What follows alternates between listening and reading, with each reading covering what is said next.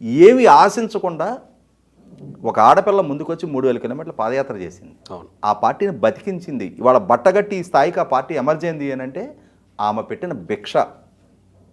ఆ అంశాలు విస్మరించేసి 2014 నుంచి ప్రధాన ప్రతిపక్ష నాయకుడిగా ఉన్న 2019 ఎన్నికల్లో కూడా గెలుపుకి ఆమె దోహదం చేసిన, తీవ్రంగా కృషి చేసి ప్రచారం చేసిన, 2019లో అధికార బాధ్యతలు చేపట్టిన తర్వాత కూడా ఏ విధమైన రాజకీయ అవకాశాలు ఆమెకు కల్పించకుండా ఇవాళ ఎవరెవరికో నువ్వు అవకాశాలు కల్పిస్తూ ఇవాళ ఎన్ని సందర్భాల్లో ఆమె అడుగుంటుంది. ఏమి స్పందించారు? ఆస్తుల పరంగా కూడా సరైన న్యాయం చేయలేదని అంటున్నారు ఇవాళ. అటువంటప్పుడు ఆ సహనానికి ఒక హద్దు ఉంటుంది కదా, ఆ అవమానాలు భరించడానికి కూడా ఒక పరిమితి ఉంటుంది కదా.